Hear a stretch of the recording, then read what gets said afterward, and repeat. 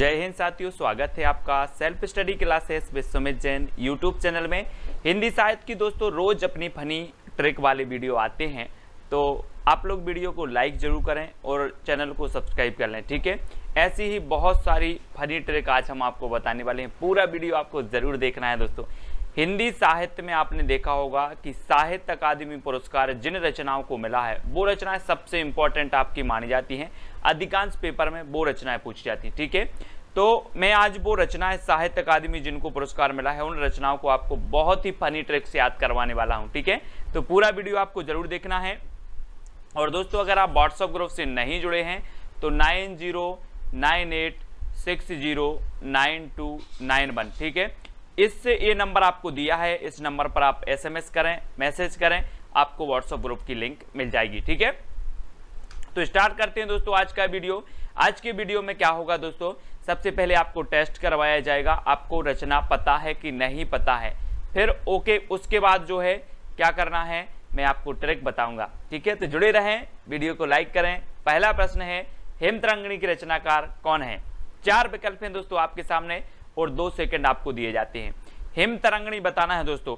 और आपको पता है दोस्तों कि जो हेम होते हैं, हेमखंड होते हैं, आपने देखा होगा ये हेम है ना, हेमखंड हैं और ये देखो कैसे जमे हैं, ऐसे जमे हैं जैसा कौन जमा रहता है, माखन। यहाँ पर देखो माखन जमा रहता है, तो हेम जमे हैं माखन की तरह, तो हेम से हो जाएगा हेमतरंगिणी और माखन से हो जाएगा आपका माखनलाल चतुर्वेदी, ठीक है। तो हेमतरंगिणी जो रचना हो जाएगी वो किसकी हो जाएगी, माखनलाल चतुर्वेदी की हो जाएगी। सभी लोगों को पता है दोस्तों, एक भारतीय आत्मा इन्हें कहा जाता है, माखनलाल चतुर्वेदी को, ठीक है। और इसे दोस्तों 1955 में क्या मिला, साहित्य अकादमी पुरस्कार मिला। अब ये कैसे याद रखोगे 1955, तो आपको पता है दोस्तों कि आपने क्या किया, बचपन से लेके 55 तक क्या खाया, माखन ही तो खाया है। बोले कि सर मैंने तो बचपन से लेकर 55 तक माखन खाया है, माखन, और माखन खाया है तो माखनलाल चतुर्वेदी की हेमतरंगिणी रचना के लिए साहित्य अकादमी पुरस्कार मिला 1955 में, ठीक है। याद हुआ कि नहीं हुआ, हो गया होगा। अगला प्रश्न है दोस्तों, पद्मावत संजीवनी व्याख्या के रचनाकार कौन है। 4 विकल्प है हमारे सामने, पद्मावत संजीवनी व्याख्या बताना है, तो आपका राइट आंसर क्या होगा, उत्तर हो जाएगा दोस्तों आपका बिल्कुल सही, वासुदेव शरण अग्रवाल, यानी कि बी नंबर आपका बिल्कुल सही है दोस्तों। और हमें दोस्तों वासुदेव की शरण में अगर जाना है तो अपने पद्मों, अपने पदम से, अपने पैर से चल करके जाना होगा, है ना। पदम से चल करके जाना है कहाँ, वासुदेव की शरण में, ठीक है। तो आपका वासुदेव शरण अग्रवाल हो जाएंगे क्या, पद्मावत संजीवनी व्याख्या के। अब इसको कब साहित्य अकादमी पुरस्कार मिला ये चीज भी आपको बतानी है। तो दोस्तों 1956 में साहित्य अकादमी पुरस्कार मिला पद्मावत संजीवनी व्याख्या के लिए। और 56 इंच का सीना फुला करके हमें वासुदेव शरण की क्या है, वासुदेव की शरण में जाना है। वो भी कैसे जाना है, पद्मों से जाना है, तो पद्मावत संजीवनी व्याख्या इस प्रकार से याद करेंगे, ठीक है। अगला बताना दोस्तों, बौद्ध धर्म दर्शन की रचनाकार कौन है। 4 विकल्प हैं अपने सामने, रामधारी सिंह दिनकर, वासुदेव शरण अग्रवाल, आचार्य नरेंद्र देव, राहुल सांकृत्यायन। तो बौद्ध धर्म दर्शन दोस्तों, आप भी बौद्ध धर्म के दर्शन करने जाते हैं। वैसे ही जो बौद्ध धर्म दर्शन करने गए, कौन गए, नरेंद्र देव गए। और नरेंद्र देव अपनी संतान को साथ में लेके गए, संतान को साथ में लेके गए। तो दोस्तों संतान को साथ में लेके गए, तो बौद्ध धर्म दर्शन को 1957 में क्या मिला, साहित्य अकादमी पुरस्कार मिला। और ये रचना किसकी है, तो ये रचना है नरेंद्र देव की, ठीक है। इस प्रकार से याद रखेंगे।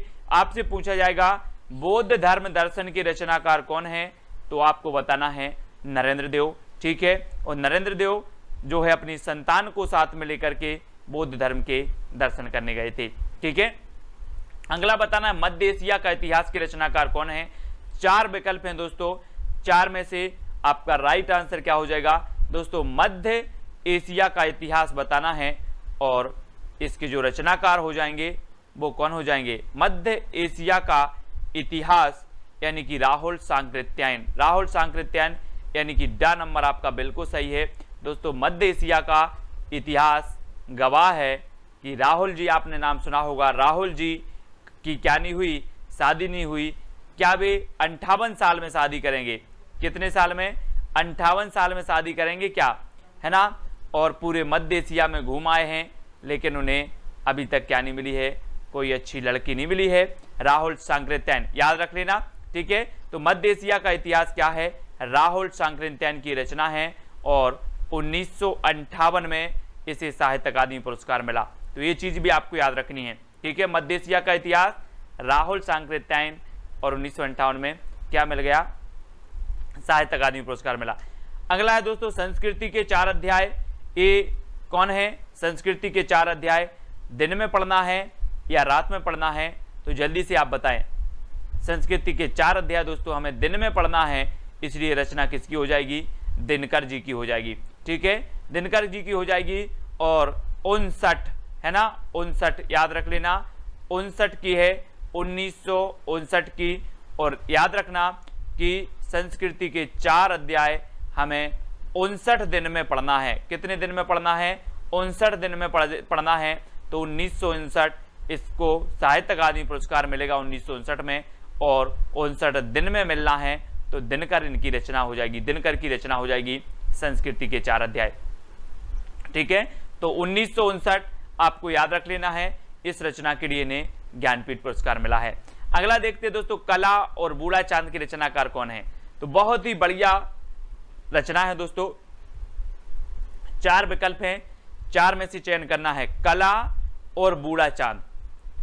तो आपका राइट आंसर क्या हो जाएगा? किसकी रचना है ये? तो अधिकांश लोगों को पता है कि जो कला और बूढ़ा चांद रचना है ये सुमित्रानंदन पंत की है। किसकी है? सुमित्रानंदन पंत की है। ये चीज आप याद रख लेना, है ना। कला और बूढ़ा चांद के बीच क्या है? सुमित्रा है, यानी कि अच्छे मित्र हैं। कला और बूढ़ा चांद अच्छे मित्र हैं। और इसे कब मिलेगा साहित्य अकादमी पुरस्कार? तो इसे मिला है दोस्तों 1960 में। कब मिला है? 1960।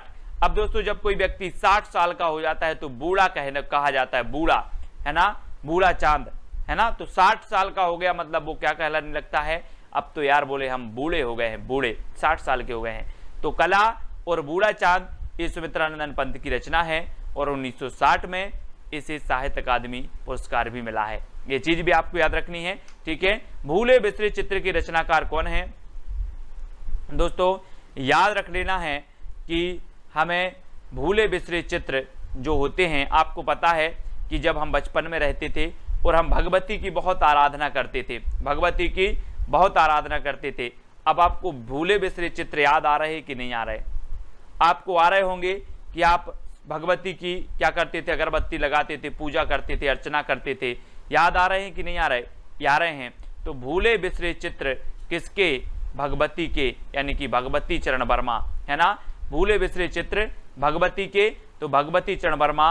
और इसे साहित्य अकादमी पुरस्कार मिल गया 1961 में, ठीक है। कब मिल गया? 1961। ये चीज आपको याद रख लेना है, 61, ठीक है ना। 61 याद रखेंगे। 1960 में आपकी जो कला और बूढ़ा चांद है इसे साहित्य अकादमी पुरस्कार मिल गया और 1961 में भूले बिसरे चित्र के लिए भगवती चरण वर्मा को मिल गया, ठीक है। अगला बताना दोस्तों, कलम का सिपाही की रचनाकार कौन है? कलम का सिपाही। तो 4 विकल्प हैं दोस्तों, आपका बिल्कुल सही आंसर क्या हो जाएगा? आपने देखा होगा दोस्तों कि जो कलम से लिख गया एक बार, कलम से एक बार लिख गया वो क्या हो जाता है? बोले अमर हो गया। कलम से लिख गया मतलब अमर हो गया। तो कलम का सिपाही कौन होगा? अमर हो गया तो अमृत राय, अमृत राय का है, ठीक है। अमृत राय की रचना है कलम का सिपाही और इसे 1963 में साहित्य अकादमी पुरस्कार मिला, ठीक है। तो ये चीज आपको याद रखनी है कि कलम का सिपाही जो रचना है ये दोस्तों अमर हो गई। कलम से जो लिख गया वो अमर हो गया, तो अमृत राय, ठीक है। और अमृत कितने लोग पिएंगे? 63 लोग पिएंगे। कितने लोग? 63। आपने पढ़ा होगा 63 सलाह का पुरुष, पढ़े हैं। पुष्पदंत की रचना है एक महापुराण, महापुराण में 63 सलाह का पुरुषों का वर्णन किया गया है। और कलम का सिपाही अमृत राय की पुस्तक है दोस्तों। और अमृत 63 पुरुष पिएंगे। कौन पिएंगे? 63। तो 1963 में इसे साहित्य अकादमी पुरस्कार मिला है। ये चीज आपको याद रखनी है, ठीक है। अगला है दोस्तों, आंगन के पार द्वार के रचनाकार कौन है?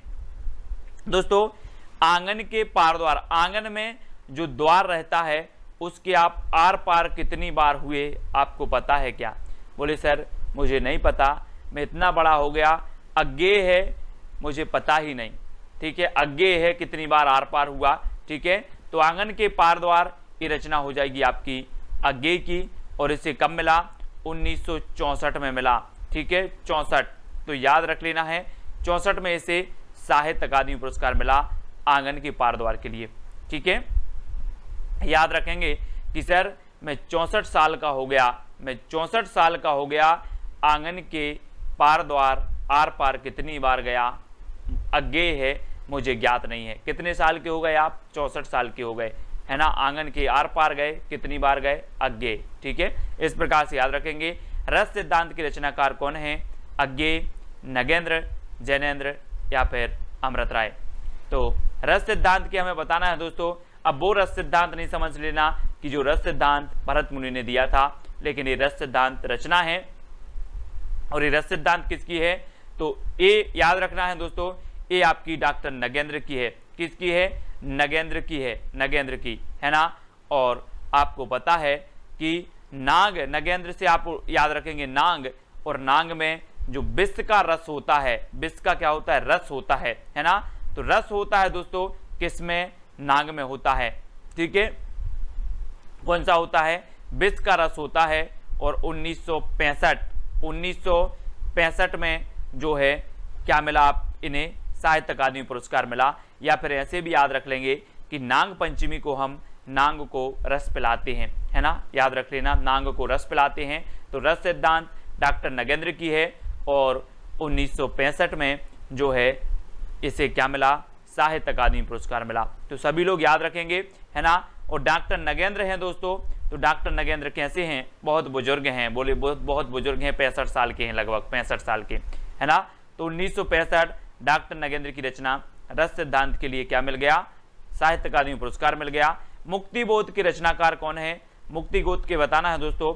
और आपको पता है कि जो जैन लोग होते हैं, जैन लोग बोलते हैं कि हमें मुक्ति मिल जाए, हंसते हंसते हुए मुक्ति मिल जाए, है ना। इस संसार के सुख दुख से मुझे कुछ नहीं लेना देना, मुझे मुक्ति मिल जाए, इस संसार से मुक्ति मिल जाए। कौन लोग बोलते हैं? जैन लोग, है ना। यही बोलते हैं। महावीर भगवान ने कहा है कि शरीर का कल्याण मत करो, आत्मा का कल्याण करो, आत्मा की मुक्ति करो, है ना। तो मुक्तिबोध जैनेन्द्र कुमार की रचना है। और दोस्तों 1966 में इसे क्या मिला? 1966 में मिल गया दोस्तों, क्या मिल गया? यानी साहित्य अकादमी पुरस्कार मिल गया। और दोस्तों याद रख लेना, ये आपकी है मुक्तिबोध की। और 66 मतलब क्या हो जाएगा? अगर किसी को बहुत अच्छे से मुक्ति मिल जाती है, मोक्ष मिल जाता है, मतलब वो क्या लग गया दोस्तों? डबल छक्का, है ना। आप जैसे 6 लगता है मैच में और खुश होते हो, ऐसे ही अगर किसी को अच्छी मुक्ति मिल जाए, है ना, तो वो डबल छक्का हो जाएगा, है ना। डबल खुशी आपको मिल जाएगी, है ना। 6 तो 1966 याद रखेंगे। 1966 मुक्तिबोध को, जैनेन्द्र कुमार की मुक्तिबोध रचना को साहित्य अकादमी पुरस्कार मिला। अमृत और विष के रचनाकार कौन है? तो अमृत और विष, आपको पता है दोस्तों, ये यहाँ पर आया है अमृत, और यहाँ पर भी हम देख रहे हैं अमृत। तो अमृत और विष के रचनाकार कौन होंगे? अमृतलाल नागर, ठीक है। कौन होंगे? अमृतलाल नागर होंगे। और इनकी एक रचना है अमृतलाल नागर की, अमृत और विष। और 1967 में दोस्तों, 1967 में इसे क्या मिल गया? 1967 में साहित्य अकादमी पुरस्कार मिल गया। और दोस्तों आपको पता होगा कि अमृत क्या हो गया है? बोले अमृत और विष सड़ गए हैं, अमृत और विष सड़ गए हैं, तो 67 अमृत और विष, है ना। मैं अमृत और विष लेकर के आया, मैंने पूछा अमृत और विष कहाँ है? बोले वो तो सड़ गए, सड़ गए, तो 67, ठीक है। अमृतलाल नागर की रचना है, और 67 में इसे साहित्य अकादमी पुरस्कार मिला। इस प्रकार से याद रखेंगे। दो चट्टाने की रचनाकार कौन है दोस्तों? दो चट्टाने, आपको पता है कि जो है बच्चन परिवार में दो चट्टाने हैं, दो चट्टाने। बोले हरिवंश राय बच्चन बोले कि अभी 2 चट्टानें और होनी है, एक अमिताभ बच्चन और एक अभिषेक बच्चन, 2 चट्टानें और होनी है। तो 2 चट्टानें एक किसकी होंगी दोस्तों, बच्चन की होंगी, यानी कि हरिवंश राय बच्चन, है ना। और आपको पता है 2 चट्टानें अभी भी हैं, है ना। और दोस्तों इसको कब मिला, तो 1968 में मिला, 1968 में मिला, ठीक है। और आपको पता है कि जो चट्टानें होती हैं वो बिल्कुल अड़ी रहती हैं, अड़ग रहती हैं, है ना। कौन, चट्टानें कैसी रहती हैं, अड़ग रहती हैं, अड़ी रहती हैं। अड़ी से आपका उत्तर हो जाएगा 68, अड़ा रहता है। बोले वो चट्टान ऐसा है, वो चट्टान का जो पर्वत है वो ऐसा है कि वो अड़ा रहता है, तो 68। 2 चट्टानें हरिवंश राय बच्चन और अड़ी रहती हैं, तो 68, 1968 आपका बिल्कुल सही होगा। राग दरबारी के रचनाकार बताना है दोस्तों। मैंने कई बार बताया है कि राग दरबारी, दरबार में कौन बैठा है, बोले मेरा लाल बैठा है ना। भारत माता बोलती है कि मेरे दरबार में मेरा लाल बैठा है, मतलब वीर सपूत बैठे हैं मेरे लाल, है ना। तो राग दरबारी के रचनाकार कौन होंगे, श्रीलाल शुक्ल होंगे। और इसे 1969 में इसे साहित्य अकादमी पुरस्कार मिला दोस्तों। और आपको पता है कि एक भारत माता के लाल का जन्म हुआ था 1869 में, 1869 यानी कि महात्मा गांधी का जन्म हुआ था, है ना। और ये भी भारत माता के लाल थे, ठीक है। और 1969 में भी राग दरबारी को क्या मिल गया, साहित्य अकादमी पुरस्कार मिल गया। और दोस्तों ऐसे ही कई लालों का जन्म हुआ। तो श्रीलाल शुक्ल की 1869 से लेकर के आपको लगा लेना है 100 साल वर्ष 1969, ठीक है। बोले भारत माता के लाल का जन्म हुआ था 1869 में, इसकी 100 साल बाद मतलब 1969, ऐसे याद करना, ठीक है। राग दरबारी। निराला की साहित्य साधना की रचनाकार कौन है, निराला की साहित्य साधना बहुत ही बढ़िया है दोस्तों। निराला की जो कहानी है बहुत ही दुख भरी कहानी है। और दोस्तों इन्होंने साहित्य की सेवा की, साहित्य की साधना की, वो सब छोड़ के, विलासिता का जीवन छोड़ के, विलास का जीवन छोड़ के निराला जी ने साहित्य की साधना की, है ना। काय का जीवन छोड़ के, विलास का। तो निराला की साहित्य साधना किसकी रचना हो जाएगी, रामविलास शर्मा, रामविलास शर्मा की रचना होगी। और इसे 1970 में साहित्य अकादमी पुरस्कार मिला। और दोस्तों ये विलासपूर्ण जीवन को छोड़कर 70 साल तक क्या करते रहे, हिंदी साहित्य की साधना करते रहे, सेवा करते रहे, ठीक है। कब तक, 70 साल तक, ठीक है। तो 1970 में इसे क्या मिलेगा, साहित्य अकादमी पुरस्कार मिल जाएगा, ऐसे याद करेंगे। अगला है कविता के नए प्रतिमान की रचना कौन है, कई बार पूछी गई है दोस्तों, कविता के नए प्रतिमान, है ना। और नए प्रतिमान, और आपको पता है दोस्तों कि आप क्या करते हो, नए नए नाम रखते हो। जब बच्चा पैदा होता है, बच्चा का जन्म होता है, तो आप क्या करते हो, नए नए क्या रखते हो, नाम रखते हो। तो नए प्रतिमान, है ना, तो क्या हो जाएगा, नाम रखते हो तो नामवार से है ना। कविता के नए प्रतिमान नामवार से की रचना हो जाएगी, ठीक है। और इसे कब मिला दोस्तों, तो 1971 में मिला, 1971 में इसे साहित्य अकादमी पुरस्कार मिला। ये चीज भी आपको याद रखनी है, ठीक है। और दोस्तों जब जन्म होता है तो आप कितने नाम रखते हो, एक, बोले एक नाम रख रहे हैं, 71, ठीक है। तो याद रख लेना 71 में इन्हें क्या मिला है, एक रख रहे हो तो लास्ट में एक भी आएगा, ठीक है ना। इस प्रकार से रखेंगे। और कविता के नए प्रतिमान, ये रचना तो हमेशा पूछी जाती है, किसकी रचना है, तो नामवार से की है, ठीक है। बुनी हुई रस्सी के रचनाकार कौन है दोस्तों, बुनी हुई रस्सी, 4 विकल्प हैं, 2 सेकंड भी आपको दिए जाते हैं। और आपका बिल्कुल सही आंसर होगा भवानी प्रसाद मिश्र। दोस्तों एक चीज बताना, जब आप भवानी के दर्शन करने जाते हो तो वहां पर एक क्या है, पचरंगा धागा की बुनी हुई रस्सी रखी रहती है ना। बोले बुनी हुई रस्सी रखी है बेटा, और ये अपने कलाई में बांध लेना, कल्याण हो जाएगा। कहाँ पर जाते हो, भवानी के पास, किसके पास, भवानी के पास जाते हो, बुनी हुई रस्सी बांध के आते हो, और बोले कल्याण हो जाएगा। तो बुनी हुई रस्सी आपको कहाँ मिलती है, भवानी के पास। तो भवानी प्रसाद मिश्र इसकी रचनाकार होंगे। और 1972 में, है ना, 1972 में इसे साहित्य अकादमी पुरस्कार मिल गया। और दोस्तों आपको पता है कि जो है भवानी की कृपा से बहत भी तर जाता है, बहत से बहत्तर, है ना, 72, है ना। तो याद रख लेना 72 होता है, जो कुछ भी होता है वो क्या होता है, 72 होता है। जब आप बुनी हुई रस्सी बांध लेते हो भवानी की, तो जो कुछ भी होगा वो कैसा होगा, 72 होगा। 72 से आपका बनेगा 72, यानी 1972 में इसे साहित्य अकादमी पुरस्कार मिला। ठीक है, अगला बताना है दोस्तों, आलोक पर्व के रचनाकार कौन है? तो 4 विकल्प हैं आपके सामने, आलोक पर्व। और मैंने कई बार आपको बताया है कि पर्व हमारे भारत में हजारों पर्व होते हैं। कैसे होते हैं? हजारों पर्व होते हैं। तो आलोक पर्व के रचनाकार कौन होंगे? हजारी प्रसाद द्विवेदी। हजारी प्रसाद द्विवेदी। और दोस्तों याद रख लेना 1973 है ना, 73 जो है इसे साहित्य अकादमी पुरस्कार मिला आलोक पर्व के लिए, हजारी प्रसाद द्विवेदी की, है ना। इसको याद रखेंगे, 1-2 बार वीडियो देखोगे तो आपको क्लियर हो जाएगा। मिट्टी के बारात के रचनाकार कौन है दोस्तों? तो मैंने आपको कई बार बताया है कि जब शिव जी की बारात आई और बारात में आपने सुना होगा कि बोले भूत ऊत भी नाच रहे थे बारात में, है ना, नाच रहे थे भूत ऊत, तो भभूत अभूत लगा कर आए होंगे, तो ऐसी लग रही होगी कि मिट्टी की बारात आ गई। कौन की आ गई मिट्टी की बारात? शिव जी की मिट्टी की बारात आ गई। और दोस्तों इसे मिला कब?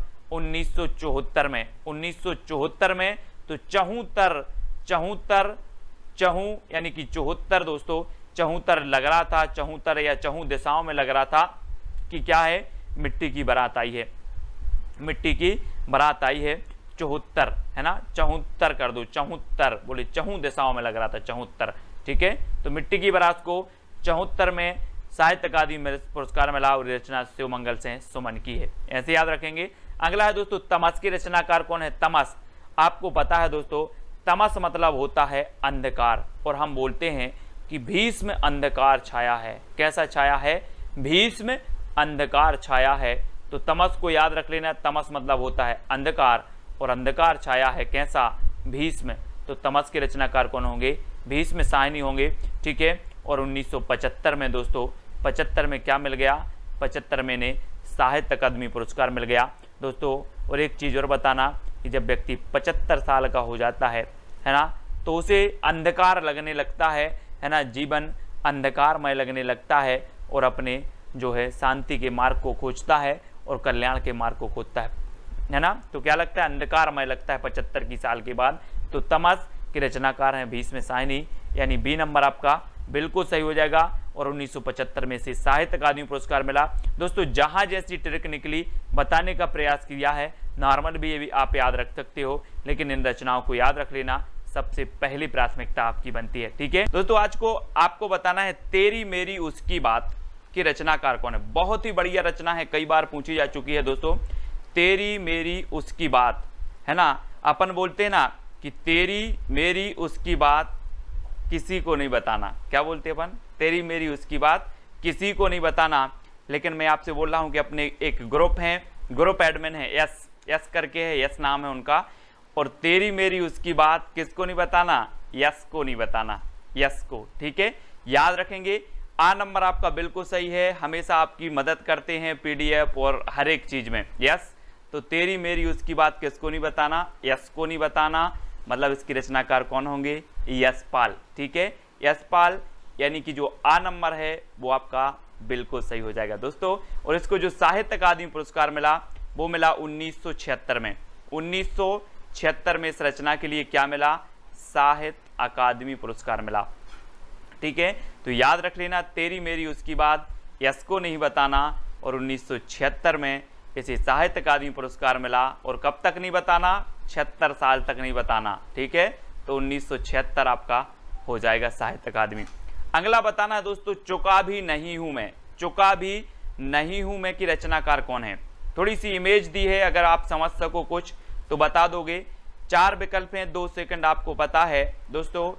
आपको पता है कि जब शेर और हिरन क्या करते हैं? साथ साथ दौड़ते हैं एक दूसरे को, मतलब जो शेर है वो हिरन को पकड़ता है, और हिरन कई बार आपने देखा होगा कि क्या करती है? निकल जाती है और शेर चूक जाता है ना। लेकिन शेर देखता है आजू बाजू, बोले अभी चूका नहीं हूं मैं, चूका भी नहीं हूं, अभी चूका भी नहीं हूं। तो शेर बोलता है चूका भी नहीं हूं। तो इस जो रचना है वो किसकी हो जाएगी?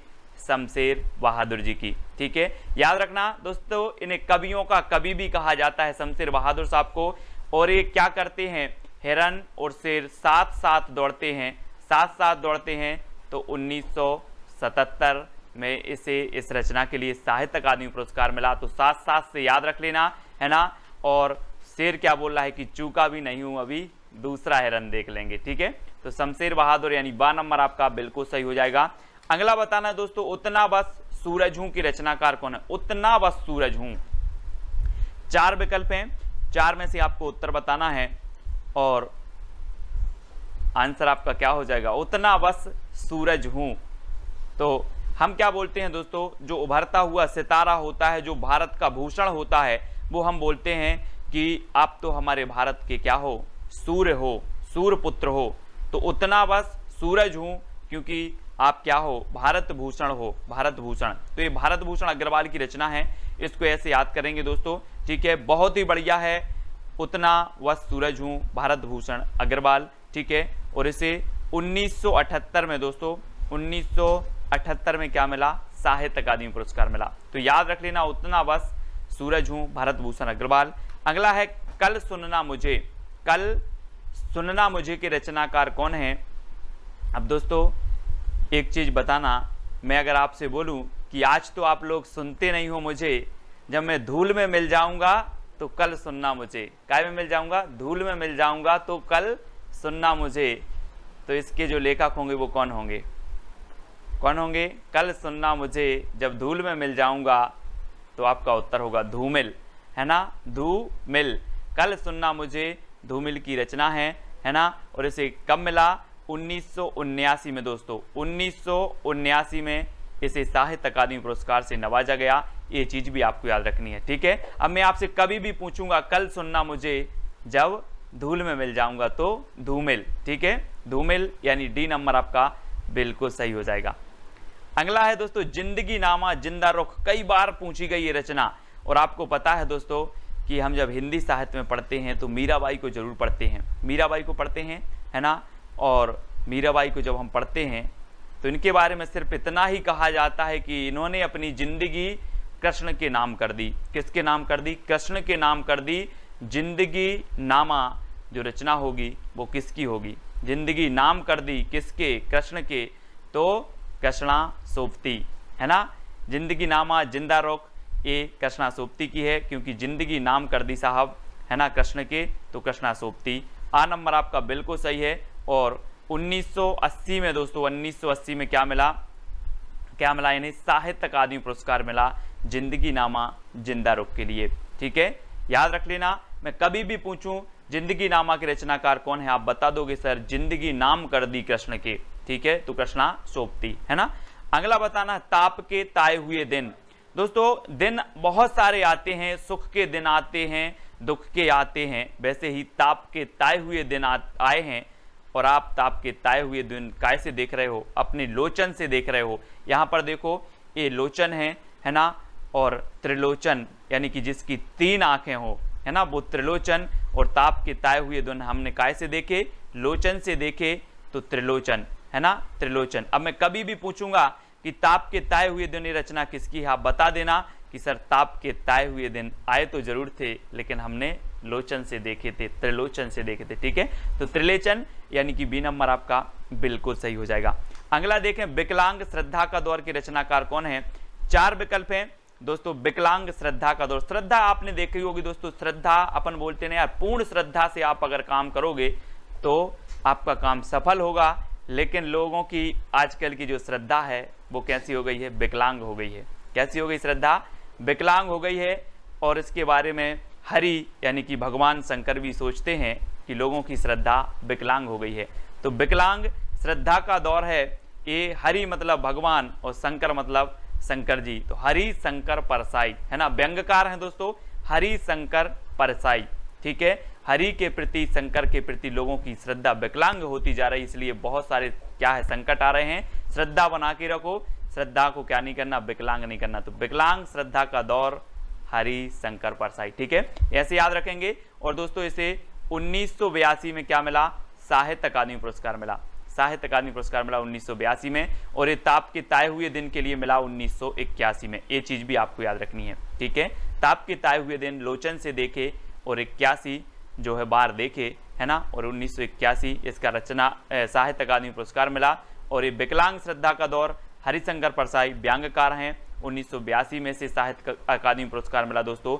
अब दोस्तों खूंटियों पर टंगे लोग, खूंटियों पर टंगे लोग, अब ऐसा नहीं लग रहा कि खूंटियों, अगर खूंटी होते तो एक व्यक्ति, और खूंटियों पर यानी कि बहुत सारे लोग खूंटियों पर टंगे हैं। अब बहुत सारे लोग टंगे हैं तो हमें क्या करना पड़ेगा, सर्वे करना पड़ेगा, सर्वे कि यार कितने लोग टंगे हैं ऐसे खूंटियों पर। तो खूंटियों पर टंगे लोगों का क्या करना है, सर्वे करना है।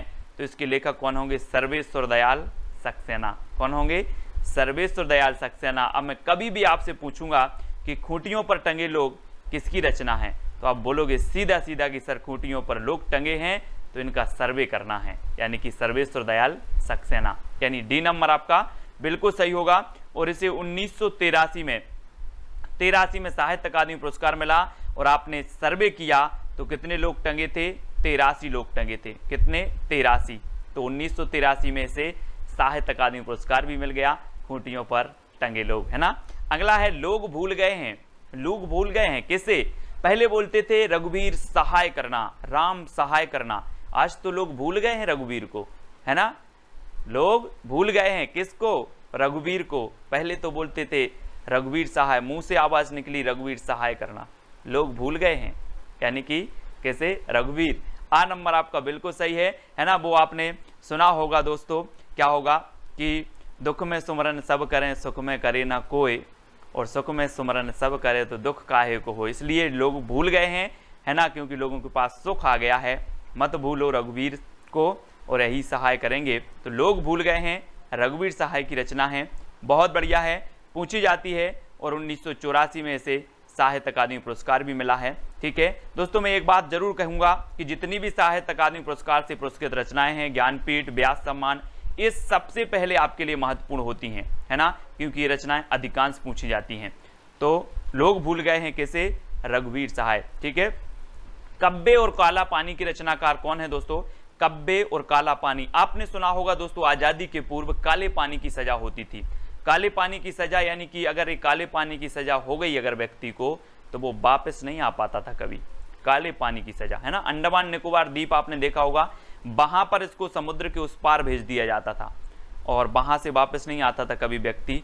और कब्बे और काला पानी, यहाँ पर आप देखो समुद्र में एक साइड काला पानी है और एक साइड कैसा है, निर्मल पानी है। तो हमें कैसा पानी पीना है, काला पानी नहीं पीना, हमें निर्मल पानी पीना है। कैसा, निर्मल। तो कब्बे और काला पानी की रचनाकार कौन होंगे, निर्मल वर्मा। बोले सर मुझे काला पानी नहीं पीना, मुझे तो निर्मल पीना है। तो काला पानी और निर्मल वर्मा, है ना, ये काला पानी, इसी का संबंध किससे होगा, निर्मल पानी से। तो निर्मल वर्मा इसके रचनाकार होंगे। और 1985 में इसे क्या मिला, साहित्य अकादमी पुरस्कार मिला। ये चीज भी आपको याद रखनी है। मैं कभी भी अब पूछूंगा, आप कभी नहीं भूलोगे। मैं बोलूंगा कब्बे और काला पानी, तो आप बता दोगे कि काला पानी नहीं सर, मुझे निर्मल पानी पीना है। तो निर्मल वर्मा। ठीक है, अगला है अपूर्वा के रचनाकार कौन है दोस्तों, ये याद रखना है, बहुत ही बढ़िया रचना है अपूर्वा।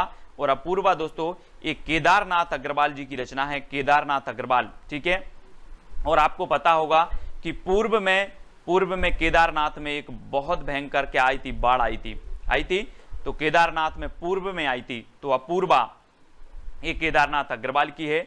और दोस्तों 1986 में इसे साहित्य अकादमी पुरस्कार मिला, 1986 में अपूर्वा के लिए। ठीक है, और केदारनाथ अग्रवाल इसके रचनाकार हैं। इन्हें कैन का कवि भी कहा जाता है, केदारनाथ अग्रवाल जी को। अगला है दोस्तों मगध के रचनाकार कौन है, मगध। अब एक चीज बताना दोस्तों कि जो मगध है, मगध के जो राजकुमार थे वो क्या करते थे, मगध के आपने क्या पढ़ा था, मगध एक साम्राज्य था, है ना, बहुत बड़ा साम्राज्य था मगध। और मगध यहाँ पर रचना आई है। तो मगध के जो राजा होते थे दोस्तों, जब किसी को सजा देते थे तो वो क्या करते थे, कान पकड़ते थे। क्या पकड़ते, कान पकड़ के सजा देते थे। तो श्रीकांत आपका बिल्कुल सही होगा, श्रीकांत, यानी कि जो डी नंबर है वो आपका बिल्कुल सही हो जाएगा, है ना, श्रीकांत आपका सही होगा, श्रीकांत। ठीक है, यानी डी नंबर आपका बिल्कुल सही होगा। 1987 इसका रचना काल है, क्या है, 1987। ठीक है, रचना काल नहीं मतलब इसे साहित्य अकादमी पुरस्कार मिला है।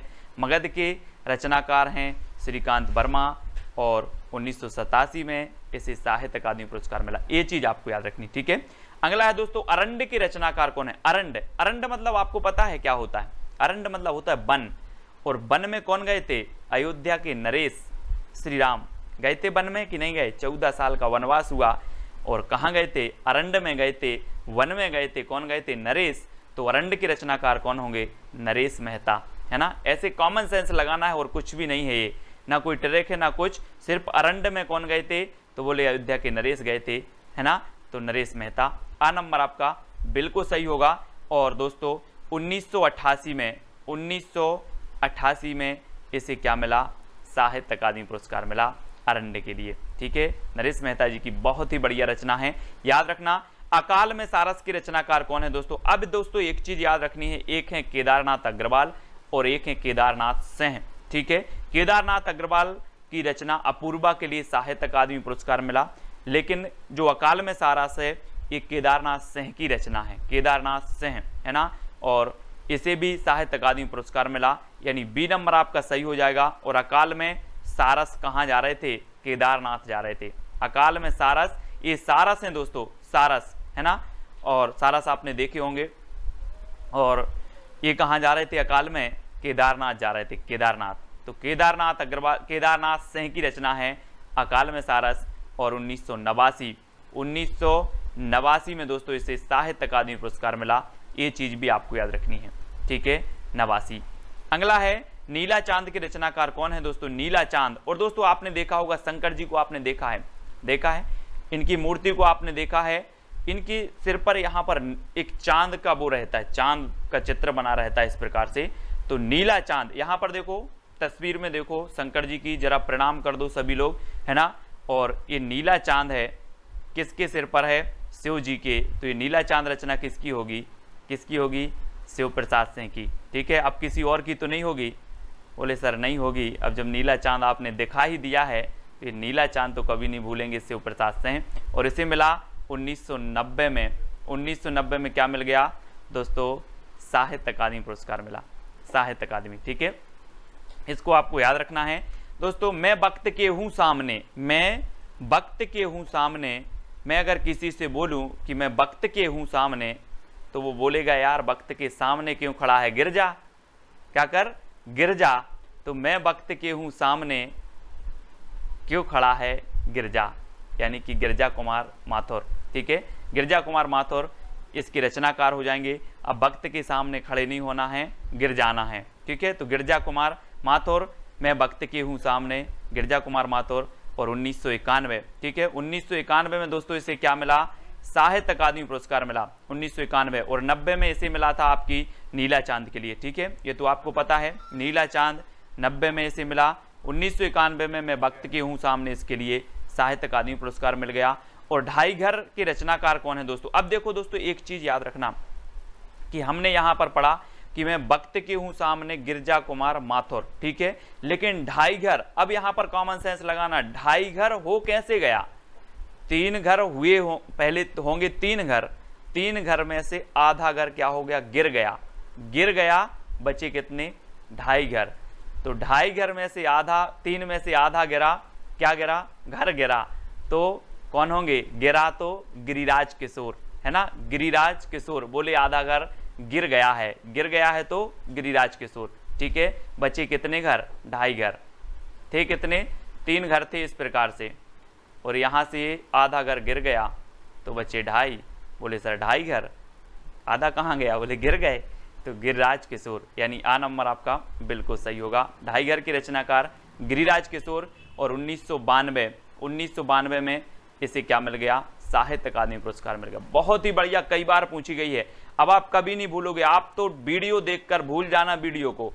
जब आप परीक्षा हॉल में बैठोगे और क्वेश्चन आपके सामने आएगा तो ये ट्रिक आपको याद आ ही जाएगी। आपको कोई कोड याद नहीं करवा रहा मैं, सिर्फ आप प्रश्न को देखोगे और उत्तर आप 101% सही लगा के आए हुए, ठीक है। ढाई घर के रचनाकार गिरिराज किशोर हैं। अर्धनारीश्वर के रचनाकार बताना है। अर्धनारीश्वर दोस्तों, अर्धनारीश्वर, ये आपने देखा होगा कुछ कुछ लोग ऐसे होते हैं कि उनमें आधे गुण तो होते हैं नारी के और आधे होते हैं पुरुष के, है ना। अब बोले सर बोले यार आधे गुण आप में नारी के आधे पुरुष के हैं, ये कैसा हुआ? अरे बोले अब विष्णु जी हैं सृष्टि के रचयिता, जैसा बनाया भगवान ने वैसा है ना। तो किसने बनाया सृष्टि को? विष्णु जी ने। अब भगवान ने जैसा बनाया यानी कि अर्धनारीश्वर बनाया, तो अर्धनारीश्वर हैं यानी कि विष्णु प्रभाकर। ठीक है, विष्णु प्रभाकर। बी नंबर आपका बिल्कुल सही हो जाएगा।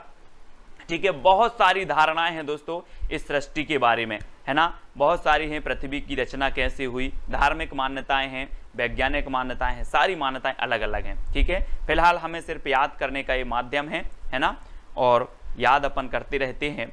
कहीं नहीं बहीं की रचनाकार कौन है? दोस्तों अब ये रचना है कहीं नहीं बहीं। अब बोले सर ऐसे कैसे याद होगी? ये होगी कैसे याद होगी? 4 विकल्प हैं, 2 सेकंड आपको दिए जाएंगे। कहीं नहीं बहीं, जब सीता जी का हरण हो गया दोस्तों, तो इन्होंने कहा था कि हमें कहीं नहीं, हमें वहीं बैठना है। कहाँ? अशोक के वृक्ष के नीचे। कहीं नहीं वहीं, तो कहीं नहीं वहीं के रचनाकार कौन होंगे? अशोक वाजपेयी। कौन होंगे? अशोक वाजपेयी, क्योंकि सीता जी ने कहा कि हमें कहीं नहीं वहीं बैठना है। जो शोक को हरता है वो क्या है? अशोक वृक्ष, और अशोक के नीचे बैठना है हमें, कहीं नहीं वहीं यानी कि अशोक के वृक्ष के। तो अशोक वाजपेयी इसके रचनाकार होंगे, और 1994 में इसे साहित्य अकादमी पुरस्कार मिला। बहुत ही बढ़िया रचना है, आप कभी नहीं भूलोगे। बोले कहीं नहीं वहीं, कहाँ? अशोक के वृक्ष के नीचे। ये यहाँ पर देखो चित्र में जरा, ये हनुमान जी आए हैं और सीता जी अशोक के वृक्ष के नीचे बैठी। बोले हमें कहीं नहीं जाना, हम तो वहीं जाना, अशोक के वृक्ष के नीचे। ठीक है, तो इस प्रकार से याद रखेंगे, है ना। कोई दूसरा नहीं की रचनाकार कौन होंगे? कोई दूसरा नहीं, है ना। कभी कभी ऐसा होता है दोस्तों, कैसा होता है? बोले कोई दूसरा नहीं, हमें तो कौन चाहिए? कुंवर चाहिए, कुंवर, है ना। कुंवर किसको बोलते हैं? आप लोग पढ़ते होंगे, कुंवर किसको बोलते हैं? बोलते होंगे, है ना। तो कभी कभी ऐसा होता है हमें कोई नहीं चाहिए, हमें सिर्फ कुंवर चाहिए। क्या चाहिए? कुंवर। तो कुंवर नारायण, कुंवर नारायण यानी कि जो आ नंबर है वो आपका बिल्कुल सही होगा। कोई दूसरा नहीं, कुंवर चाहिए, कुंवर आ नंबर। आप लोग अपने अपने हिसाब से याद कर लेना। और 1995 में इस रचना के लिए दोस्तों साहित्य अकादमी पुरस्कार चाहिए। और कितने साल का कुंवर चाहिए? 95 साल का। कितने साल का? 95। ठीक है, तो 95 याद रख लेना। 1995, कुंवर नारायण, कोई दूसरा नहीं, कुंवर चाहिए। 1995 में से साहित्य अकादमी पुरस्कार मिल गया। मुझे चांद चाहिए, लो अब कुंवर चाहिए, अब चांद चाहिए। तो मुझे चांद चाहिए दोस्तों। अब चांद अगर आपको चाहिए है तो ऐसा नहीं मिलेगा। कैसे मिलेगा भाई? जब अपन ऊपर चांद आकाश में है, बोले इंद्र भी रहते वहीं पर, इंद्र से क्या करनी पड़ेगी अपन को? परमिशन लेनी पड़ेगी, परमिशन। बोले मुझे चांद चाहिए। अब चाहिए तो ठीक है, और इंद्र को क्या कहते हैं? सुरेंद्र भी कहते हैं। इंद्र का पर्यायवाची होता है दोस्तों सुरेंद्र। क्या होता है? सुरेंद्र, है ना। तो अगर चांद चाहिए तो इंद्र की परमिशन लेना है, सुरेंद्र की परमिशन लेना है, तो सुरेंद्र वर्मा। मुझे चांद चाहिए सुरेंद्र वर्मा की रचना है। कभी भी याद रख लेना, बहुत अच्छी रचना है मुझे चांद चाहिए, और इसके लिए आपको सुरेंद्र की परमिशन लेनी पड़ेगी, इंद्र की परमिशन लेनी पड़ेगी। और डी नंबर आपका बिल्कुल सही हो जाएगा। ठीक, तो आपसे पहली बार आपसे पूछा जाता है, पहला प्रश्न पूछा जाता है कि अनुभव के आकाश में चांद की रचनाकार कौन है दोस्तों? तो 4 विकल्प हैं आपके, लीलाधर जगूड़ी, अरुण कमल, विनोद कुमार और मंगलेश डबराल। ये 4 में से 2 सेकंड में आपको बताना है दोस्तों।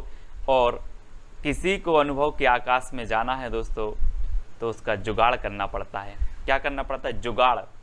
अनुभव के आकाश में जाना है, अनुभव के आकाश में, है ना, चांद पर जाना है, तो क्या करना पड़ेगा? जुगाड़ करना पड़ेगा, यानी कि जगूड़ी।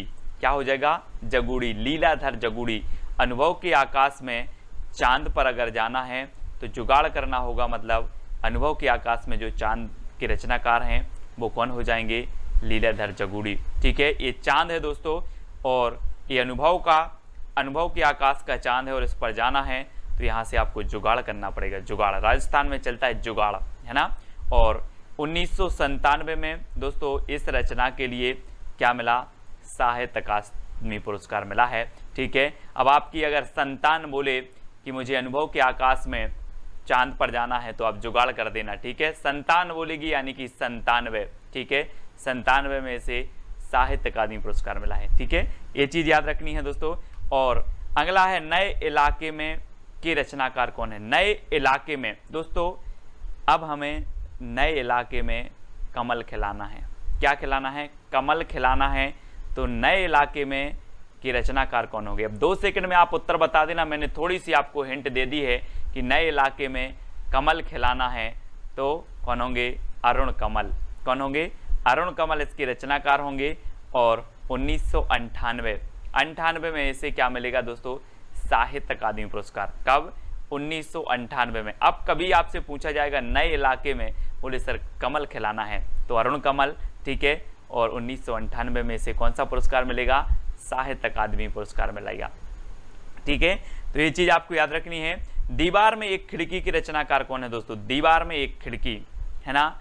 तो इसको याद करना है कि कोई आपका विनोद नाम का मित्र है और विनोद के दीवार में एक खिड़की है। क्या कहोगे? विनोद के दीवार में एक खिड़की है, यानी कि दीवार में एक खिड़की के रचनाकार होंगे विनोद कुमार शुक्ल, यानी सी नंबर आपका बिल्कुल सही हो जाएगा, विनोद कुमार शुक्ल, दीवार में एक खिड़की, ठीक है। और इसका जो आपका साहित्य अकादमी पुरस्कार मिला वो कब मिला? 1999 में, ठीक है। याद रख लेना दोस्तों, दीवार में एक खिड़की है मतलब काय का फेर है? 99 का फेर है, इसलिए इस खिड़की को बंद करना है, ठीक है। तो दीवार में एक खिड़की, किसकी दीवार में? विनोद की दीवार में एक खिड़की है, मतलब 99 का फेर है। 99 हम बोलते हैं ना यार, 99 का आंकड़ा है। सचिन तेंदुलकर कई बार 99 पे आउट हुआ, 99 का कुछ तो आंकड़ा होगा ना। तो 1999 में इसे साहित्य अकादमी पुरस्कार मिला। ये चीज़ भी आपको देखनी है। अगला है दोस्तों, हम जो देखते हैं वो कैसा होता है? हम जो देखते हैं वो मंगल मंगल होता है ना। तो मंगलेश डबराल जी की रचना है, हम जो देखते हैं वो कैसा होता है? मंगल मंगल देखते हैं, है ना। कभी हमने अमंगल नहीं देखा, हम जो देखते हैं वो मंगल मंगल देखते हैं, और हम जो देखते हैं वो मंगल मंगल हो जाता है। तो हम जो देखते हैं कैसा देखना है? मंगल मंगल देखना है। मंगल मंगल हो जाए तो मंगलेश डबराल, यानी कि जो विकल्प नंबर आपका डी है वो बिल्कुल सही हो जाएगा। और 2000, जी हाँ दोस्तों, 2000 इसका सन है। 2000 में से साहित्य अकादमी पुरस्कार मिलेगा। और दोस्तों आपको कहीं 2000 रुपये मिल जाएं तो आपका तो मंगल मंगल हो जाएगा, है ना। बोले हम जो देखते हैं वो 2000 का नोट देखते हैं, और बोले मंगल मंगल हो जाता है ना। 2000 का नोट मिल जाए तो मंगल मंगल हो जाएगा। मंगल, डी नंबर आपका बिल्कुल सही होगा। कली कथा बाया बाईपास की रचनाकार कौन है दोस्तों? तो बताना है, 4 विकल्प हैं, 4 में से आपको बताना है। कली कथा बाया बाईपास, तो जल्दी से बताना है। कैसे याद रखेंगे दोस्तों? कैसे याद रखेंगे कि अलका का पलका बाईपास में डला है और वहां पर क्या हो रही है? कथा हो रही है, ठीक है। अलका का पलका बाईपास में डला है और क्या हो रही है? कथा हो रही है। तो कली कथा बाईपास के रचनाकार कौन होंगे? अलका श्रावगी, ठीक है। अब याद रखेंगे, कभी नहीं भूलना है, अलका का पलका कहाँ डला है? बाईपास में, और वहाँ पर क्या हो रही है? कथा हो रही है। सभी को सुनने जाना है, ठीक है। कली कथा बाया बाईपास अलका श्रावगी की रचना है। और 2001 में कब मिला इन्हें? 2001 में साहित्य अकादमी पुरस्कार मिला है। बहुत ही बढ़िया रचना है दोस्तों, कली कथा बाया बाईपास, ठीक है। तो इस प्रकार से ये तो सिर्फ मात्र याद करने का एक तरीका है, ट्रिक है, जिससे आपके माइंड में सेट हो जाए, ठीक है। बाकी कोई वास्तविकता से लेना देना नहीं रहता अपनी ट्रिक का, ठीक है। तो कली कथा बाया बाईपास की जो रचनाकार हैं वो अलका श्रावगी हैं, इतना आपको याद रखना। 2 पंक्तियों के बीच, दोस्तों आप लोग बोलते हो सर पंक्तियां याद करवा दो, पंक्तियां याद करवा दो, लेकिन मुझे पता है मैं क्यों नहीं करवाता। पंक्तियों में बड़ा जोश होता है। क्या होता है? 2 पंक्तियों के बीच बड़ा जोश होता है। बोलती हैं सर मेरी ट्रिक पहले बनवाओ, वो बोलती है मेरी ट्रिक पहली बनाओ। 2 पंक्तियों के बीच क्या है? जोश है। मेरी ट्रिक पहले बनाओ, मेरी ट्रिक पहले बनाओ, ठीक है। इसलिए मैं बना नहीं पा रहा हूँ। 2 पंक्तियाँ बोलती हैं, है ना। 2 पंक्तियों के बीच क्या है? जोश है। तो 2 पंक्तियों के बीच के रचनाकार कौन होंगे? राजेश जोशी। राजेश जोशी यानी कि जोश, है ना, राजेश जोशी। तो जोशी से क्या आएगा? जोश। और 2 पंक्तियों के बीच क्या है? जोश है ना। तो 7 नंबर आपका बिल्कुल सही होगा। और इसे 2002 में, अब 2 पंक्ति आ रही हैं दोस्तों, है ना, 2 पंक्ति आ रही हैं। तो 2002 में क्या मिलेगा? आगे पीछे आगे 2 और पीछे 2। बोले ऐसा नंबर बताओ जिसमें आगे 2 और पीछे 2। बोले 2002। अब 2 पंक्तियों के बीच जोश है तो राजेश जोशी, इस प्रकार से याद रखेंगे। और 2002 में इसे साहित्य अकादमी पुरस्कार भी मिल जाता है। ठीक है, कितने पाकिस्तान के रचनाकार कौन है दोस्तों? कितने पाकिस्तान, है ना, मैंने बोला कि पाकिस्तान है, बोले कितने पाकिस्तान है बता दो, मैं सभी जगह क्या खिला दूंगा? कमल खिला दूंगा, है ना, कमल खिला दूंगा, वहां के लोग अच्छे बन जाएंगे, है ना। तो कितने पाकिस्तान के रचनाकार कौन होंगे? कौन होंगे? कमल खिला दूंगा तो कमलेश्वर। कौन होंगे? कमलेश्वर, है ना। याद रख लेना, इनकी एक आत्मकथा है दोस्तों। गर्दिश के दिन जब इनकी आत्मकथा पढ़ोगे, इनके बारे में पढ़ोगे तो आपको भी आंसू आ जाएंगे कमलेश्वर के बारे में। इनकी ये रचना है कितने पाकिस्तान, और इसे 2003 में दोस्तों इसे क्या मिला? साहित्य अकादमी पुरस्कार मिला। ठीक है, तो कितने पाकिस्तान के रचनाकार कौन है? बोले सर जितने भी पाकिस्तान हो, कितने पाकिस्तान है सब बता दो, मैं सभी के अंदर संस्कार भर दूंगा, कमल खिला दूंगा वहां पर। ठीक है, तो कमलेश्वर, कमल खिला दूंगा तो कमलेश्वर। ठीक है, अगला है दोस्तों दुष्चक्र में सृष्टा की रचनाकार कौन है? दोस्तों बहुत ही बढ़िया ट्रिक है कि जब दुष्चक्र का क्या आता है, दुष्चक्र का फेर आता है, दुष्चक्र का फेर आता है तो वीरान हो जाता है दोस्तों, है ना। वो जगह वीरान हो जाती है जब दुष्चक्र का फेर आता है। तो दुष्चक्र में सृष्टा की रचनाकार कौन है? दुष्चक्र में सृष्टा की रचनाकार होंगे बीरेन डंगवाल। कौन है? बीरेन डंगवाल। दुष्चक्र, बोले हमारे ऊपर तो क्या चल रहा है? दुष्चक्र चल रहा है और हम तो क्या हो गए? वीरान हो गए, है ना।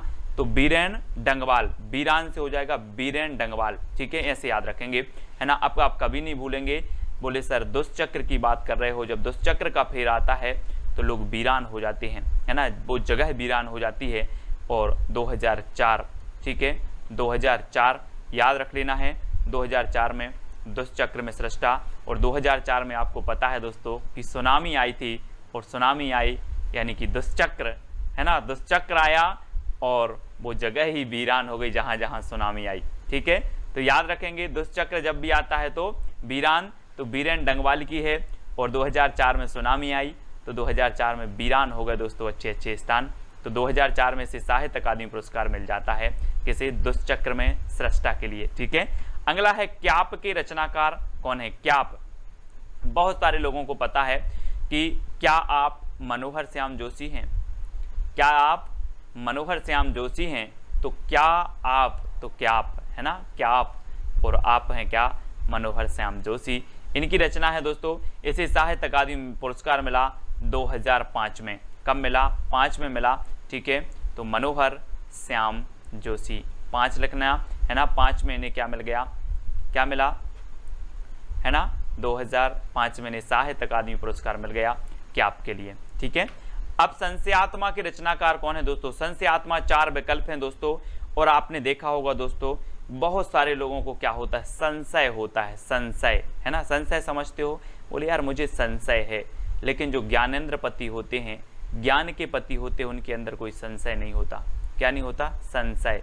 यानी कि आपका बिल्कुल सही आंसर हो जाएगा, क्या हो जाएगा? ज्ञानेंद्र पति। संशय आत्मा नहीं होती जो ज्ञान के पति होते हैं, है ना। तो ज्ञानेंद्र पति आपका बी नंबर बिल्कुल सही हो जाएगा। ठीक है, वो आत्मा संशय आत्मा नहीं है जो ज्ञानेंद्र की पति है, ज्ञान की पति है। और बी नंबर आपका, कभी भी अब आपसे पूछेंगे संशय आत्मा के रचनाकार कौन है? बोले संशय उनके मन में नहीं होता जिनके अंदर ज्ञान है, ज्ञान के वो पति हैं, है ना। तो इस प्रकार से याद रखेंगे ज्ञानेंद्र पति की रचना है। और दोस्तों 2006 में क्या मिला?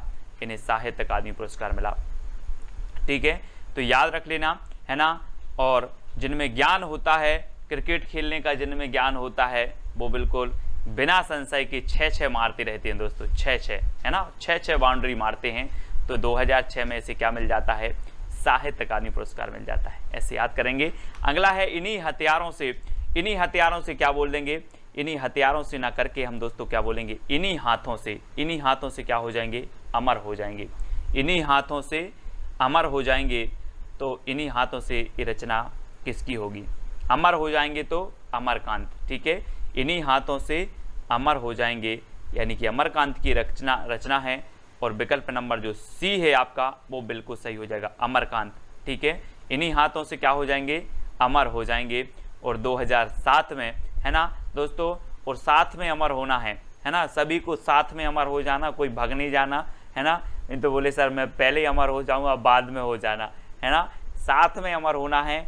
2007 में इन्हीं हथियारों के लिए साहित्य अकादमी पुरस्कार मिला। अब आप कभी नहीं भूलोगे, बोले इन्हीं हथियारों से, अच्छा सर ने बताया था इन्हीं हाथों से अमर होना है और साथ में होना है, मतलब 2007 में इस रचना के लिए साहित्य अकादमी पुरस्कार मिल गया। ठीक है, तो याद रखना दोस्तों, कोहरे में कैद रंग, आपने देखा होगा कहीं कहीं गोविंद जी की अगर मूर्ति लगी है और कोहरा छाया है ना, और आपको दर्शन करने हैं तो कोहरे में कैद रंग, कोहरे में रंग कैद हो जाता है और हमें गोविंद जी के दर्शन नहीं हो पाते। तो गोविंद मिश्र की रचना है कोहरे में कैद रंग। फिर आप क्या बोलोगे कि गोविंद जी की जो मूर्ति है कोहरे में कैद रंग हो गई, कोहरे में कैद रंग गोविंद मिश्र, इस प्रकार से याद रखेंगे। ठीक है, और इसे 2008 में क्या मिला दोस्तों, साहित्य अकादमी पुरस्कार मिला। ठीक है, कोहरे में कैद रंग गोविंद मिश्र, है ना, याद रखेंगे गोविंद मिश्र। और अगला है हवा में हस्ताक्षर की रचनाकार कौन है दोस्तों। और दोस्तों आपने पढ़ा होगा, 2 सेकंड में आप अपने उत्तर को तो चयन करते रहें, कमेंट में उत्तर बताते रहें। ठीक है, हवा में हस्ताक्षर दोस्तों आपको पता है कि जो कैलाश पर्वत है वहां शंकर जी गए थे तपस्या करने, पता है आपको, पता है। और ये कैलाश पर्वत इतना ऊंचा है, इतना ऊंचा है दोस्तों कि हवा में हस्ताक्षर करता है। कौन, कैलाश पर्वत। तो कैलाश से क्या बनेगा, कैलाश वाजपेयी, कैलाश वाजपेयी हवा में हस्ताक्षर करते हैं, कौन, कैलाश पर्वत। तो इतना याद रख लेना, हवा में हस्ताक्षर कौन करता है, कैलाश पर्वत। तो कैलाश से आपका बनेगा कैलाश वाजपेयी की रचना होगी हवा में हस्ताक्षर। ठीक है, हवा में हस्ताक्षर कैलाश वाजपेयी। अब आप कभी नहीं बोलोगे, मैं बोलूंगा हवा में हस्ताक्षर किसकी रचना है, बोले सर आपने ही तो बताया था कि हवा में हस्ताक्षर करता है कैलाश पर्वत, तो कैलाश वाजपेयी होंगे, है ना। और 2009, ठीक है, 2009 में क्या हुआ, इस रचना को साहित्य अकादमी पुरस्कार मिला। और मैं बोलूंगा आपसे कि आप भी हवा में हस्ताक्षर करोगे क्या, तो आप बोलोगे नो, मुझे नहीं करना हवा में, मैं तो कागज में कर दूंगा, है ना। तो 9 से बनेगा आपका 9, 2009 में इसे साहित्य अकादमी पुरस्कार मिला हवा में हस्ताक्षर के लिए। तो इस प्रकार से याद रखना। अगला है दोस्तों मोहनदास के रचनाकार कौन है, जल्दी से बताना है। आपने सुना होगा, कई बार सुना होगा, मोहनदास जब भी बात आती है तो आपके अंदर आ जाता है मोहनदास करमचंद गांधी। आता है कि नहीं, सभी लोगों को आता है दोस्तों। जब मोहनदास करमचंद गांधी का उदय हुआ 1869 में, इनका जन्म हुआ, मतलब उदय हुआ, तो ये सारे भारत में क्या लेकर के आए, प्रकाश लेकर के आए। कौन, मोहनदास। तो मोहनदास रचना के रचनाकार कौन होंगे, उदय प्रकाश। कौन होंगे, उदय प्रकाश। बोले सर मोहन का जब उदय हुआ तो प्रकाश लेकर के आए, तो उदय प्रकाश। मोहनदास जो रचना होगी वो किसकी होगी, उदय प्रकाश की होगी। यानी जो डी नंबर है वो आपका बिल्कुल सही होगा। और दोस्तों 2010 है, इस मोहनदास रचना के लिए क्या मिला था, साहित्य अकादमी पुरस्कार मिला था। तो याद रख लेना है। और मोहनदास ने 10 देशों में मोहनदास की आज मूर्ति लगी होगी, लगी कि नहीं लगी, लगी है। 10 देश आज मानते हैं मोहनदास करमचंद गांधी जी को, है ना। तो मोहनदास की रचनाकार कौन है, उदय प्रकाश। इस प्रकार से याद रखेंगे। और 10 देशों में मूर्ति लगी है तो 2010 में से क्या मिलेगा, साहित्य अकादमी पुरस्कार। इस प्रकार से जितनी भी साहित्य अकादमी पुरस्कार से पुरस्कृत रचनाएं हैं उनको हम लोग पढ़ते रहेंगे और दोस्तों रटते रहेंगे। अगला क्वेश्चन है, रेहन पर रगदू के रचनाकार कौन है, मनोहर श्याम जोशी, काशीनाथ सिंह, अमरकांत या फिर उदय प्रकाश। रेहन पर रगदू बताना है कौन है, तो जल्दी से आपको बताना है। रेहन पर रगदू बहुत ही बढ़िया रचना है और ये है दोस्तों काशीनाथ सिंह की। किसकी है, काशीनाथ सिंह की रचना है रेहन पर रगदू, याद रखेंगे। और 2011 में दोस्तों क्या मिला, क्या मिला, इसे साहित्य अकादमी पुरस्कार मिला है। तो याद रख लेना। कैसे याद रखोगे कि जो है काशी बनारस में क्या है, यहाँ पर रेहन पर रगदू छिड़क दी जाती है ना। और 2011 में से मिल गया था। इस प्रकार से आप याद कर लेना, रेहन पर रगदू काशी में रेहन पर रगदू, ठीक है, काशीनाथ सिंह। अगला है पत्थर फेंक रहा हूं की रचनाकार कौन है, पत्थर फेंक रहा हूं, कहां फेंक रहे हो, चंद्र के तले, चंद्र के ताले तोड़ना है। काय के ताले तोड़ना है? चांद के ताले तोड़ना है, इसलिए पत्थर फेंक रहा हूं, क्योंकि हमारा मंगल मिशन नहीं पहुंच पाया था, है ना। इसलिए चांद के क्या करना है? ताले तोड़ रहा हूं। पत्थर फेंक रहा हूं किस लिए? चांद के ताले तोड़ने के लिए, क्योंकि हमारा मंगल मिशन पहुंच नहीं पाया था, ताला डले होंगे शायद, है ना। तो पत्थर फेंक रहा हूं चांद के, यानी कि चंद्रकांत देव ताले, तो ताले चांद के ताले तोड़ने के लिए, है ना। क्या फेंक रहा हूं? पत्थर फेंक रहा हूं। अब आप कभी पत्थर फेंकोगे, बोले क्यों फेंक रहे हो? बोले सर चांद के ताले तोड़ने के लिए, हमारा मंगल मिशन नहीं पहुंच पाया था, है ना। तो चांद के ताले याद रख लेना। और 2012 में दोस्तों, 2012 में क्या हुआ? इसे साहित्य अकादमी पुरस्कार मिला 12 में, ठीक है। और 12 पत्थर इन्होंने फेंके थे, बोले हम 12 पत्थर फेंकेंगे और चांद का ताला टूट जाएगा, ठीक है। तो 2012 में। मिलजुल मन की रचनाकार कौन है दोस्तों? 4 विकल्प हैं, बहुत ही बढ़िया ट्रिक है दोस्तों। जिसका मन मृदुल होता है, कैसा होता है? मृदुल होता है, वो मिलजुल कर रहता है, और जिसका मन कठोर होता है वो मिलजुल कर नहीं रहता, है ना। तो मृदुल मन सभी को बना के रखना है ना, ताकि सभी लोग मिलजुल कर रहें। मिलजुल मन, अब कभी पूछा जाएगा आपसे कि मिलजुल मन जो रचना है वो किसकी है, तो आप बिल्कुल सही बताओगे, मृदुला गर्ग। बोले सर आपने तो बताया था कि मन को मृदुल रखो ताकि सभी लोग कैसे रहें? मिलजुल कर रहें। तो मृदुला गर्ग यानी कि जो सा नंबर है वो आपका बिल्कुल सही होगा। और 2013, है ना, 2013 में से साहित्य अकादमी पुरस्कार मिला, है ना। तो कभी पूछ लेना अपने जितने भी साथी हैं कि तेरा मन मृदुल है कि नहीं। अपने जितने भी साथी हैं, ग्रुप के साथी हैं, जो भी वीडियो हैं, एक दूसरे से पूछ लेना तेरा मन मृदुल है कि नहीं। सर ने तो बोला था कि मृदुल मन करके रखो, है ना, सभी मिलजुल के रहना है। तो तेरा मन मृदुल है कि नहीं, तेरा मन मृदुल है कि नहीं। तो 2013 में इसे क्या मिल गया? साहित्य अकादमी पुरस्कार मिल गया, ठीक है। तो याद रख लेना है, मन को कैसा रखना है? मृदुल, और मिलजुल कर रहना है, ठीक है। और तेरा मन मृदुल है कि नहीं, इस प्रकार से। अगला है विनायक की रचनाकार कौन है दोस्तों? आपको पता है विनायक किसे बोला जाता है? विनायक बोला जाता है दोस्तों गणेश जी को, है ना। आप देखते हैं गणेश जी की पूजन करते हैं और इन्हें विनायक बोला जाता है, ठीक है। और 2 सेकंड में आप अपना उत्तर तो बताते ही जाएंगे। और दोस्तों रमेश चंद्र जो साय हैं, रमेश चंद्र साय, ये विनायक की बहुत पूजन करते हैं। कौन? रमेश चंद्र साय। सभी लोग किया करो, लेकिन ये रमेश चंद्र साय हैं, रमेश चंद्र, ये बहुत पूजन करते हैं किसकी? विनायक की। तो विनायक के रचनाकार कौन होंगे? रमेश चंद्र साय होंगे। और 2014 में क्या मिलेगा? साहित्य अकादमी पुरस्कार मिलेगा, ठीक है। कब? 2014 में विनायक के लिए साहित्य अकादमी पुरस्कार मिला। और ये रचना किसकी है? रमेश चंद्र साय की है, ठीक है। आग की हंसी के रचनाकार कौन है दोस्तों? आग की हंसी, 4 विकल्प हैं, मनोहर श्याम जोशी, रामदरस मिश्र, मृदुला गर्ग या फिर उदय प्रकाश। दोस्तों बहुत ही बढ़िया ट्रिक है कि जब सीता जी की जो अग्नि परीक्षा हुई थी, अग्नि परीक्षा हुई तो आग की हंसी भी चाहती थी कि मुझे राम के दरस मिल जाएं। आग की हंसी क्या चाहती थी? कि मुझे राम के दरस मिल जाएं।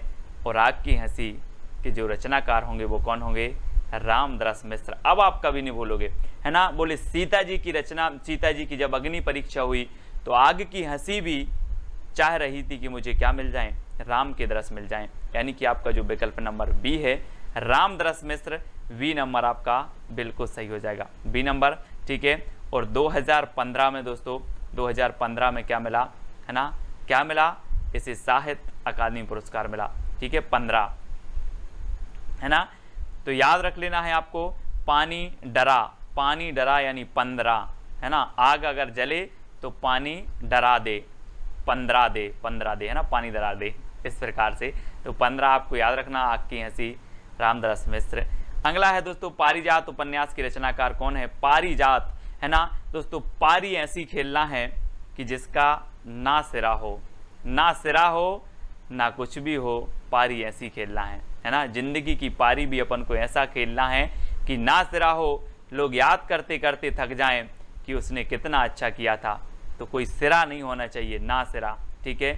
लोग अपने लिए जीते हैं, लेकिन अपन को ऐसा करना है कि लोग याद करते करते थक जाएं, लेकिन ना सिरा ना हो, ऐसी पारी खेलना है जिंदगी की, ठीक है। तो पारिजात से होगा पारी, और पारी खेलना है जिसका ना सिरा हो, तो ना सिरा शर्मा, ना सिरा शर्मा है ना, ना सिरा हो ना अंत हो, ठीक है। तो ना सिरा शर्मा की रचना है पारिजात, उपन्यास है ये, बहुत ही बढ़िया है। और 2016 में दोस्तों क्या है, 2016 में इसे साहित्य अकादमी पुरस्कार मिला। और दोस्तों कई लोग तो 16 साल की उम्र में ही ऐसी पारी खेल देते हैं, ऐसी पारी खेल देते हैं कि उनकी ज़िंदगी का कोई सिरा नहीं रहता, है ना। तो ना सिरा, तो 16 साल की उम्र में तो पारिजात याद रख लेना, बोले पारी खेलना है 16 साल की उम्र में भी पारी खेलना है जिसका ना सिरा हो, इस प्रकार से याद रखेंगे, ठीक है। विश्वमिथक सरित सागर के रचनाकार कौन है दोस्तों, बहुत ही बढ़िया ट्रिक है, आपको कैसे याद रखना, विश्वमिथक सरित सागर, विश्व में बहुत सारी सरिता हैं और सरिता कहाँ मिलती हैं, सागर में, यानी कि सरित सागर, सरित सागर। और दोस्तों आपको पता है कि जो सरिता हो या फिर सागर हो, ये में कई कुंटल मेघ गिरते हैं, काय में, सरिता और सागर में।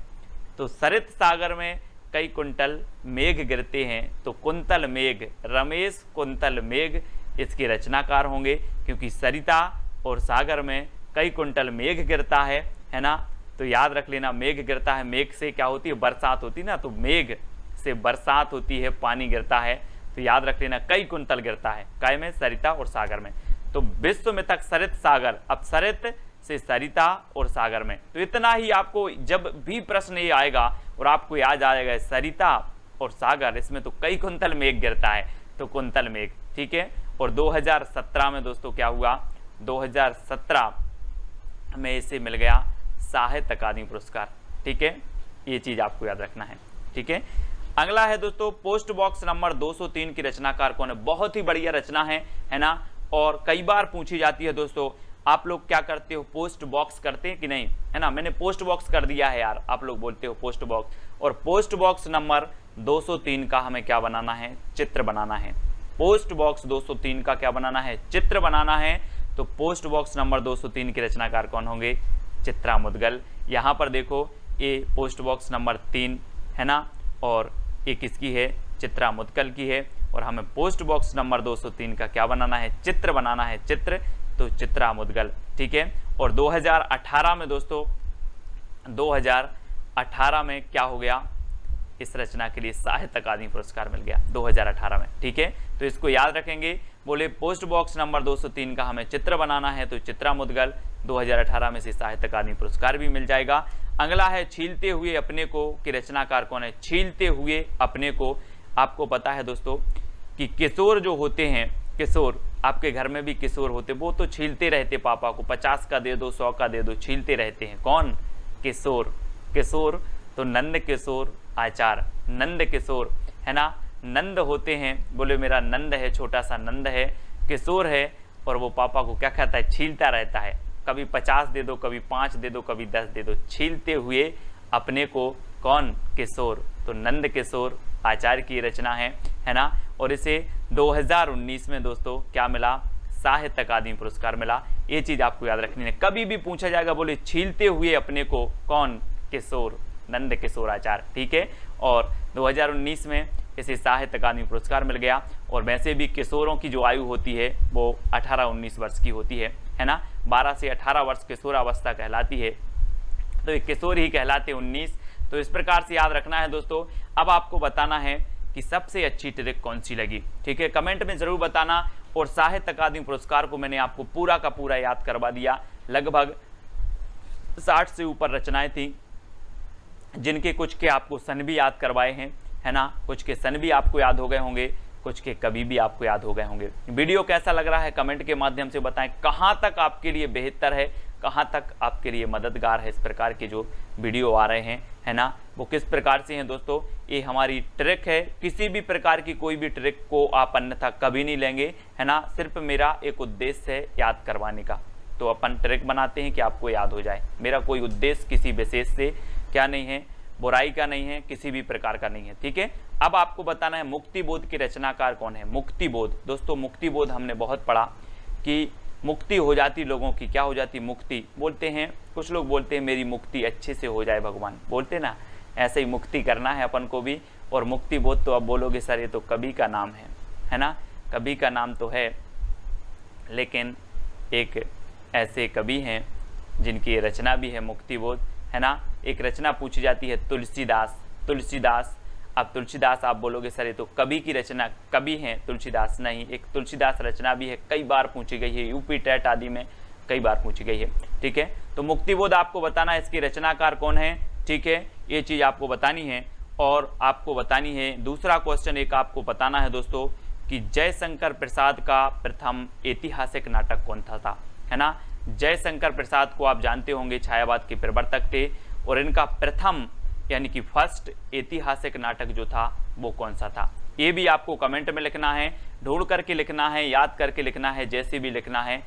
इन 2 प्रश्नों के आंसर आपके चैलेंज के रूप में दिए जाते हैं। तो सभी लोग वीडियो को लाइक जरूर करेंगे, और लगभग 20 वीडियो आपके हिंदी साहित्य के ऐसे ट्रिकी वीडियो हो गए कि जिन्होंने 20 प्रश्न देख लिए, 20 वीडियो देख लिए, उनका कॉन्फिडेंस बहुत हाई लेवल का होगा, बहुत सारी चीज़ें उनको याद हो चुकी होंगी और उनको भी पता नहीं होगा, है ना। तो वीडियो को लाइक करें, शेयर करें, और दोस्तों IAS study track YouTube channel से आपको जुड़ना है, साथ ही टेलीग्राम ग्रुप से भी आपको जुड़ना है। टेलीग्राम ग्रुप में आपको क्या करना है, सर्च करना है IAS स्टडी ट्रैक और ज्वाइन हो जाना है। और जो भी साथी व्हाट्सएप ग्रुप से नहीं जुड़े हैं उनके लिए 9098609291 ये नंबर दिया है, इस नंबर पर आपको मैसेज करना है और आपको तुरंत ग्रुप की लिंक मिल जाएगी, ठीक है। तो वीडियो कैसा लगा जल्दी बताएं और सब्सक्राइब कर लें। आज के वीडियो के लिए बस इतना ही। जय हिंद।